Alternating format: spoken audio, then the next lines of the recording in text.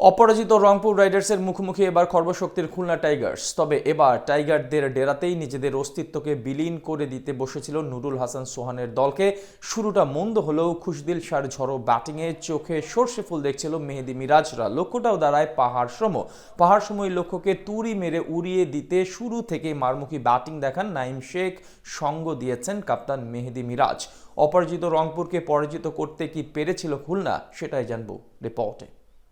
BPL এর 23তম ম্যাচে মেহেদী মিরাজের খুলনা টাইগার্সের প্রতিপক্ষ রংপুর রাইডার্স চমক জাগানিয়া পারফরমেন্স করে চলমান বিপিএল এর 6 ম্যাচের 6টিতে তুলে নিয়েছে জয়। অপরদিকে খুলনার জন্য চলমান বিপিএল ভালো আর মন্দের মিশেলে গড়া। 4 ম্যাচ খেলে 2 জয়ের বিপরীতে আছে 2 হার। টেবিলের 4 নম্বরে অবস্থান রয়্যাল বেঙ্গলদের। এমন পরিসংখ্যানকে সামনে রেখে টস জিতে ব্যাটিং করার সিদ্ধান্ত নেয় রংপুরের অধিনায়ক নুরুল হাসান সোহান। ওপেনিংয়ে দেশি তুর্কি তৌফিক খান তুষারের সঙ্গে টেইলরের শুরুটা ছিল দুর্দান্ত। 2 ওপেনার মিলে ঝড় তোলার ইঙ্গিত দেন, কিন্তু টেইলরকে ফিরিয়ে সে ঝড় থামিয়ে দেন খুলনার বোলার আবু হায়দার রনি। 3 নম্বরে ব্যাট করতে আসা সাইফ হাসানকেও সুবিধা করতে দেননি হাসান মাহমুদ। চলমান বিপিএল এ স্কাই ফ্লাইং করতে থাকা ব্যাটার ফিরে যান মাত্র 7 রানে। তাতে 5 ওভারে 30 রানে 2 উইকেট হারানো দল রংপুর। তবে ব্যাকফুটে থাকা রংপুরকে লড়াইয়ে ফিরাতে তৌফিক খান তুষারের সঙ্গে লড়ে যান পাকিস্তানের অভিজ্ঞ ব্যাটার ইফতিকার আহমেদ। 27 বলে 2 জন মিলে গড়ে তোলেন 40 রানের জুটি। শক্তিশালী হয়ে উঠতে থাকা এই জুটিকেও থামিয়ে দেন আবু হায়দার রনি। 70 রানে 3 উইকেট হারিয়ে ধুঁকতে থাকা রংপুরের তরিকে পাড়ি দেওয়ার জন্য ড্রাইভিং সিটে বসেন খুশদিল শাহ আর ইফতিকার আহমেদ। 2 জন মিলে ড্রাইভটাও করেন ঠিকঠাক ভাবে। খুলনার এলোমেলো বাতাস রংপুরের তরিকে নাড়িয়ে দেবার শত চেষ্টা করলেও অটল ছিলেন এই 2 পাকিস্তানি।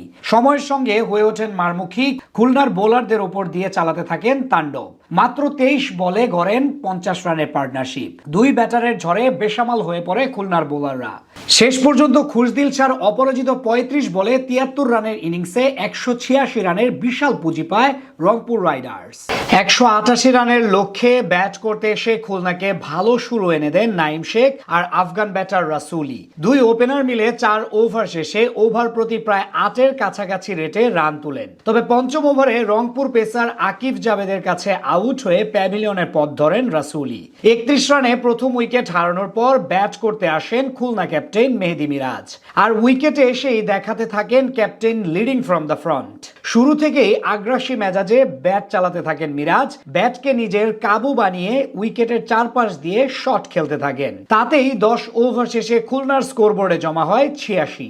শেষ 10 ওভারে খুলনার জয়ের জন্য দরকার ছিল ওভার প্রতি 10-এর উপরে রান বন্যার বিপিএল এ এই সমীকরণ মিলানো খুব কঠিন না হলেও অঙ্কের হিসেবে তা জটিল হয়ে যায় অধিনায়ক মিরাজের বিদায়ের পর। দলীয় 92 এবং ব্যক্তিগত 30 বলে 40 রানে প্যাভিলিয়নের পথে হাঁটেন মিরাজ। অবশ্য তখনও খুলনাকে জয়ের স্বপ্ন দেখাচ্ছিলেন ক্রিজে থাকা নাইম শেখ। 36 বলে তুলে নেন অর্ধশতক, যদিও এর কিছু বাদে 41 বলে 58 রান করে বিদায় নেন তিনিও। 30 বলে দরকার পড়ে 49 রান। শেষ 5 ওভারের থ্রিলারে আফিফ ধ্রুব 22 গজে জ্বলে ওঠেন ধ্রুবতার সাথে।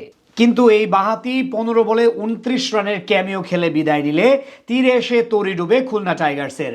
শেষ ওভারের চমক জাগানিয়া বোলিং করেন সাইফুদ্দিন।